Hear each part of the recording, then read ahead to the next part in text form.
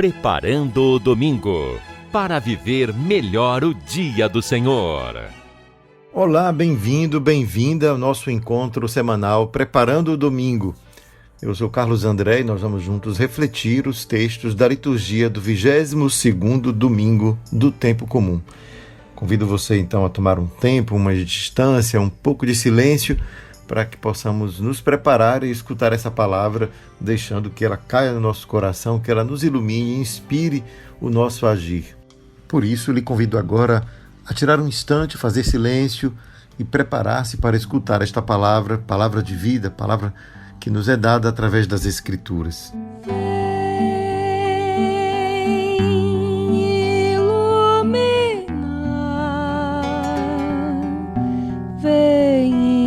Inspirar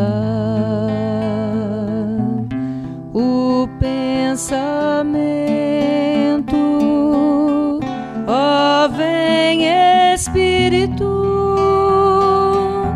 língua de fogo, chama de amor, sopro. A primeira leitura de hoje é extraída do livro do Eclesiástico, que também pode ser encontrado em nossas Bíblias com o nome de Sirácida. Sendo um livro da categoria de sapienciais, ele vai dar conselhos, vai nos instruir sobre como viver. Essa é a função dos livros sapienciais, ensinar a viver. E começa assim o texto. Filho, realiza seus trabalhos com mansidão, e serás amado mais do que um homem generoso.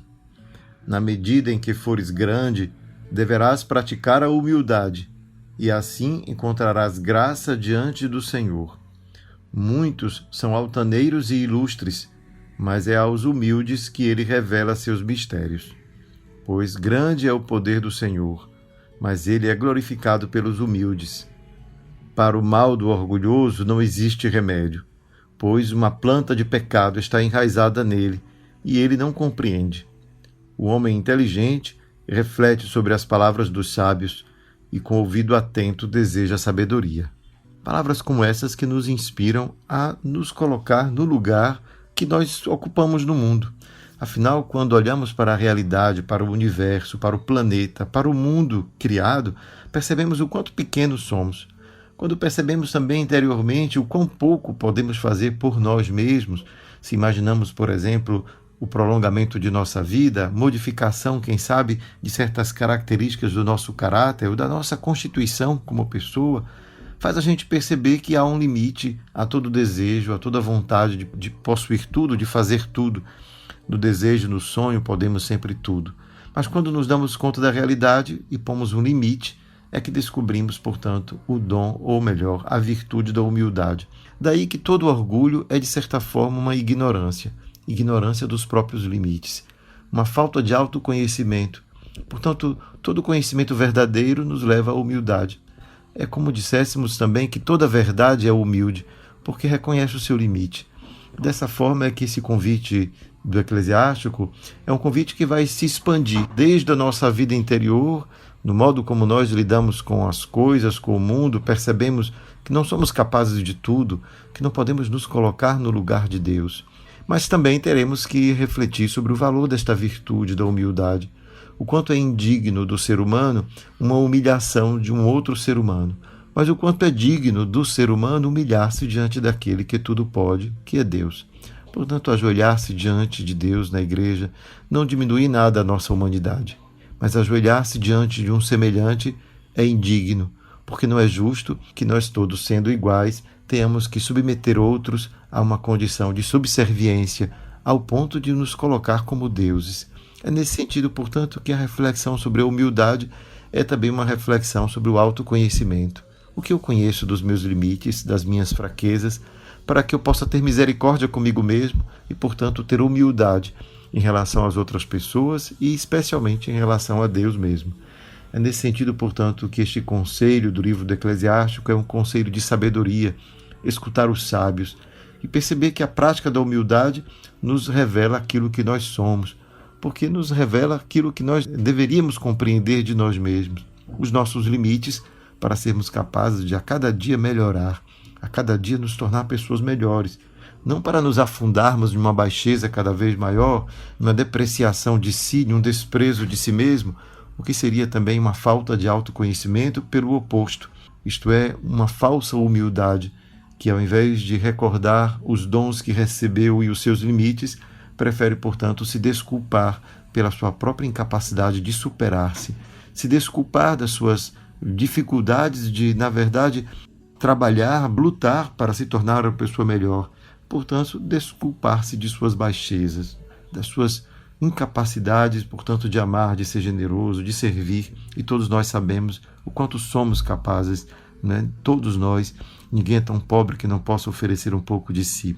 E assim vai a nossa vida, buscando encontrar caminhos que nos revelam aquilo que nós somos. E cada vez que nos conhecemos mais somos capazes de trabalhar para a própria felicidade. Quanto mais nos ignoramos, mais somos incapazes, portanto, de conservar essa humildade que nos revela, nos abre caminhos. Nos tornamos orgulhosos, arrogantes, e esta ignorância destrói para nós mesmos toda a possibilidade de construção de um caminho verdadeiro, autêntico, sem ilusões. É tudo isso que a gente vai retirando dessa frase, desse texto tão bonito, que nos recorda a necessidade da humildade. E o texto termina: o homem inteligente reflete sobre as palavras dos sábios e com o ouvido atento deseja a sabedoria, que não é outra coisa senão saber viver.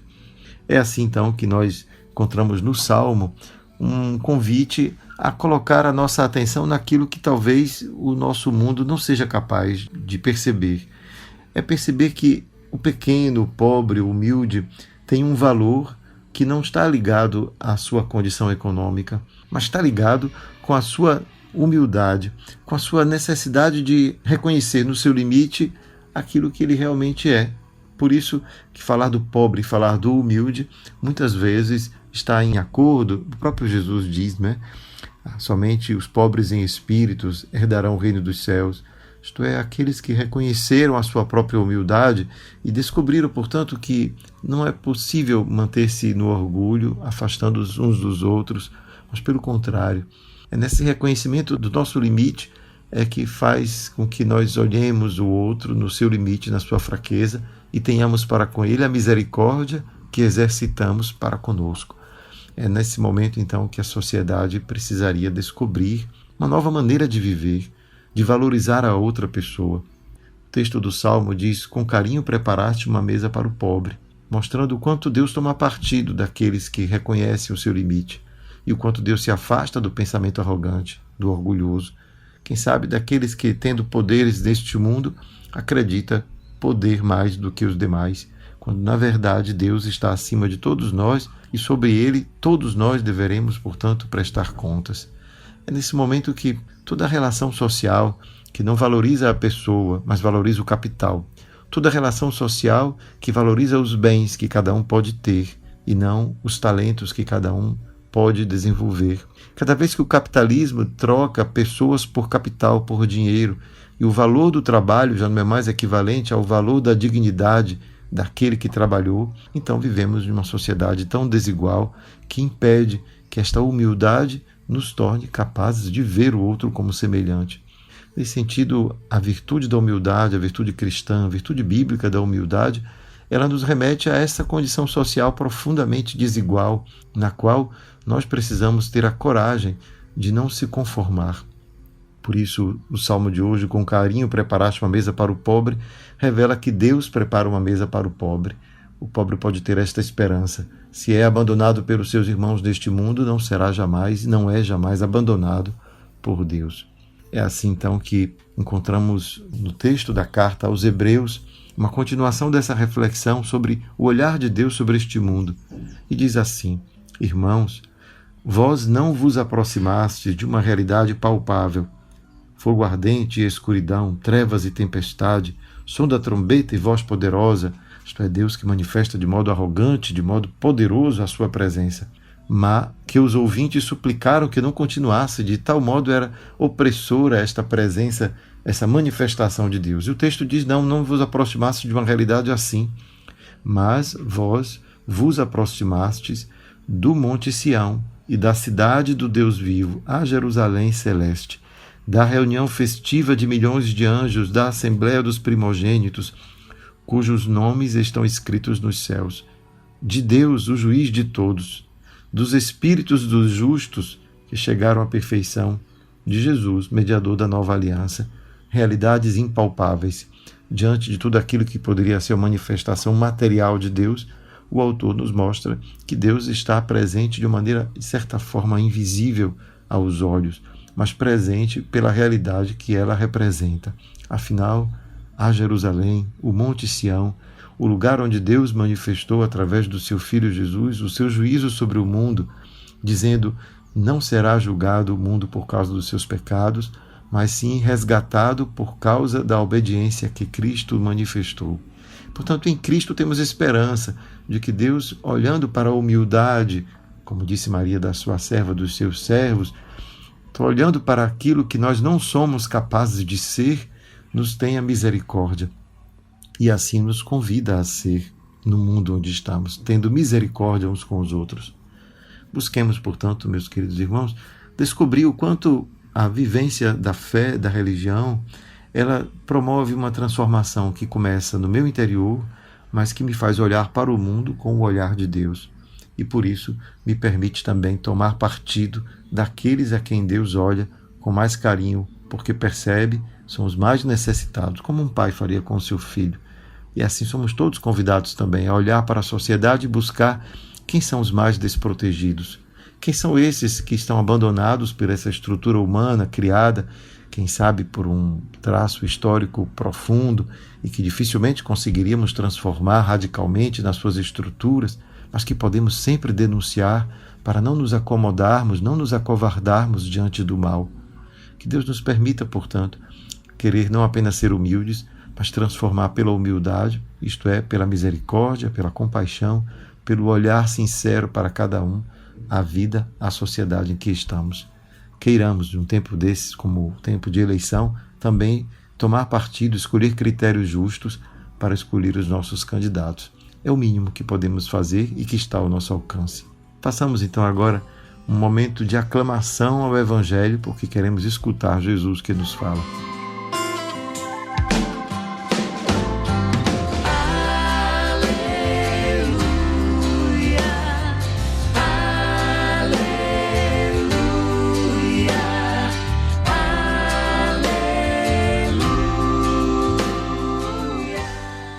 Aconteceu que, num dia de sábado, Jesus foi comer na casa de um dos chefes dos fariseus, e eles o observavam.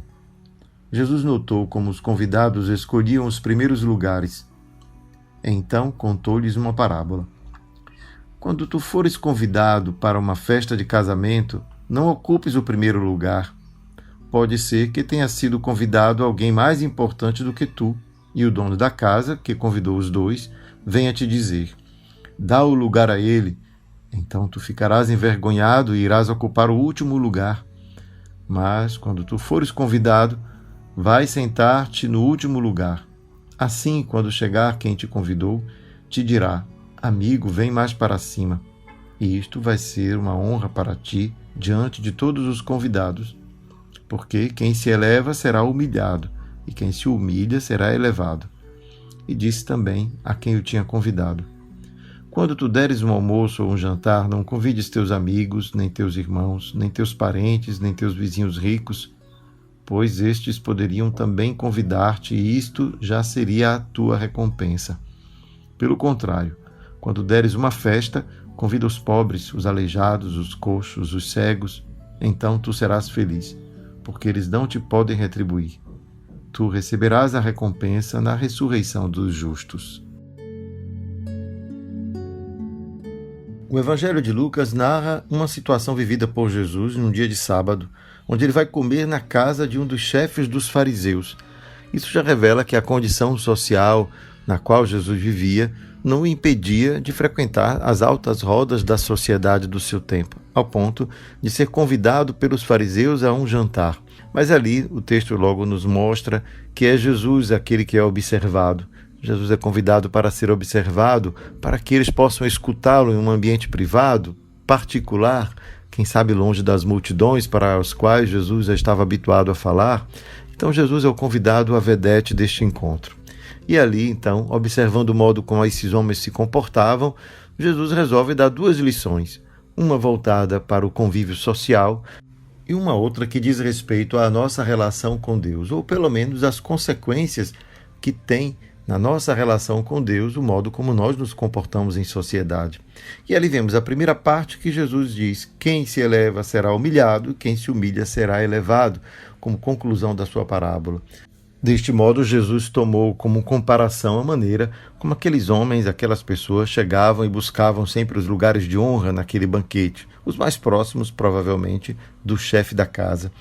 A lição que Jesus propõe não é uma lição de etiqueta para comportar-se em sociedade apenas, mas é uma lição que nos remete à compreensão que cada um de nós tem da própria vida, o que nós somos realmente, quem somos de fato. E aí nos conectamos com as primeiras leituras, porque afinal a arrogância, o orgulho, tudo isso que revela a ignorância que temos de nós mesmos, é que nos permite muitas vezes nos elevar acima dos outros. Porque quanto mais conhecemos o que somos, de onde viemos, para onde vamos, mais nos identificamos uns com os outros, mais podemos então nos colocar ao lado de cada ser humano, de cada irmão, independente da sua condição social, porque reconhecemos a nossa identificação, a nossa identidade, nosso limite. É nessa hora, então, que essa elevação e humilhação a que Jesus se refere é muito mais uma revolução social que nos permite perceber o quanto em sociedade ou nos comportamos de uma maneira tal que nos reconheçamos irmãos, ou esta nossa elevação sobre os outros um dia se revelará na nossa maior humilhação. Daí então vemos o quanto já existe no olhar de Jesus um olhar para o futuro, mas um futuro que já está presente, porque é essa presença espiritual que vai revelar aquilo que realmente somos. Portanto, o alcance do conselho de Jesus não é de uma etiqueta para comportar-se num banquete, mas é um reflexo daquilo que na nossa relação com os homens se transfere da nossa relação com Deus. Deus não fica indiferente ao nosso modo de nos relacionarmos uns com os outros. Prova disso é o que ele diz em seguida, voltando-se para o chefe daquela festa, aquele que o convidou. E disse: quando tu deres um almoço ou um jantar, não convide teus amigos nem teus irmãos, aqueles que podem te retribuir um dia, mas convide aqueles que não podem te retribuir. E a razão é porque somente na ressurreição dos justos terás a tua recompensa. Ora, com isso Jesus está sim nos dizendo o quanto a recompensa que cada um de nós deve buscar pelo seu modo de viver, pela sua busca de uma vida mais simples, mais humilde, mais verdadeira naquilo que nós compreendemos ser cada ser humano, é aquilo que de fato vai nos abrir a porta para o encontro com Deus. E é essa a única recompensa que de fato podemos ter esperança de receber por tudo que tivermos feito nesta vida, porque afinal, por melhor que ela tenha sido, um dia ela se acabará, um dia teremos que passar o bastão, um dia não estaremos mais aqui. E, portanto, viver de tal modo a poder aspirar o encontro com Deus é o que de fato faz sentido, dá sentido a certas renúncias, e dá sentido não porque isso causa-nos sacrifícios, mas porque isso nos revela profundamente quem somos. Vejam como ser humilde não é baixar-se, não é submeter-se, não é subserviência, não é essa coisa desumana, indigna que tantas vezes encontramos numa sociedade como a nossa, marcada pelo tempo da escravidão, marcada por uma colonização que humilhou, desqualificou o outro e colocou a nossa sociedade sempre em uma situação de segundo plano, obrigando-nos tantas vezes a exercer uma certa humildade somente para garantir a subsistência, somente para garantir que poderemos sobreviver ao opressor, àquele que de alguma forma nos quer rebaixar, diminuir o nosso valor, nos fazer crer que não temos um valor porque somos como pessoas amadas por Deus, independente da origem, da condição social ou religião. Esta humilhação é indigna. Esta humilhação a nenhum de nós Deus deseja que passemos. Portanto, não vamos confundir esta humildade diante daquilo que somos como pessoas e que nos identificamos uns com os outros graças a esta compreensão de si. Portanto, escapamos a esta ignorância que nos faz arrogantes, que nos faz nos separar do outro. Como se diz no nosso país, você sabe com quem está falando? Esse tipo de arrogância revela, na verdade, a grande ignorância que está por detrás deste discurso e que nós todos somos convidados da nossa sociedade a desmontá-lo para nos fazer de novo conquistar aquilo que já tinha sido conquistado, porque já tinha sido dado. Somos todos filhos do mesmo Deus, filhos do mesmo Pai, retornaremos à mesma casa. Portanto, essa dignidade que pertence a todos nos obriga a não aceitar nenhum tipo de humilhação entre nós. O único diante do qual devemos e podemos nos humilhar e com isso exaltar a nossa humanidade é diante daquele que nos criou.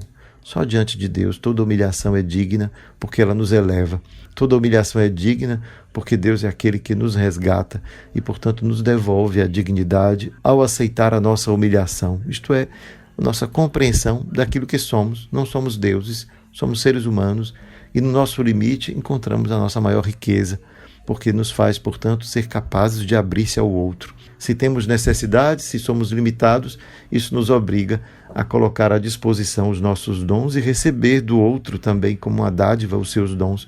E é o limite que permite a nossa convivência social, é o limite que nos leva a buscar o outro como opção de amor, como possibilidade de vida, de satisfação. Se não fosse assim, estaríamos todos satisfeitos com nós mesmos, estamos perfeitos, não nos falta nada, por que buscar o outro? Portanto, se buscamos o outro é porque descobrimos o nosso limite. Se descobrimos o nosso limite, descobrimos a humildade que está radicada em nosso coração como condição de existir. E é ali, então, que podemos nos voltar para Deus e dizer: obrigado, Senhor, eu te louvo, porque me fizestes assim, capaz de amar e de reconhecer no limite a minha possibilidade de ser para o outro alguém também importante. É por isso que devemos ultrapassar essa compreensão limitada, humana, de uma humilhação que é indigna, para aquela humilhação que nos dignifica, nos devolve a humanidade, que é aquela que fazemos diante de Deus. Busquemos, portanto, construir relações que reflitam essa real condição que nós possuímos. Somos todos irmãos e todos juntos podemos sim, diante de Deus, esperar que sejamos um dia elevados à sua morada eterna na ressurreição dos justos. Que o Senhor então nos conduza nessa reflexão de hoje a um profundo autoconhecimento. Obrigado, Senhor, pela vida que todos os dias se renova. Obrigado por tantos dons que nos recorda quem somos. É por isso que buscamos de Ti a graça de reconhecer o valor de ser humilde, o valor de reconhecer essas nossas fraquezas não como algo que nos destrói, mas que nos eleva, porque nos faz voltar-se para o outro com um coração generoso para dar e aberto a receber. Que esta troca que nos humaniza, que constrói fraternidade, seja para nós a maior fonte de alegria e a maior recompensa que podemos um dia esperar receber dos céus, que é a ressurreição de todos os justos, de todos que assim viveram ao longo da sua vida, buscando encontrar em si mesmo uma razão para ir ao encontro do outro, porque se descobre limitado e, portanto, tem o conhecimento de si suficiente para perceber que precisa do outro para ser feliz. Abracemo-nos, portanto, uns aos outros, recebendo de Deus esta bênção. Pai, Filho e Espírito Santo. Amém. Quem se exaltar será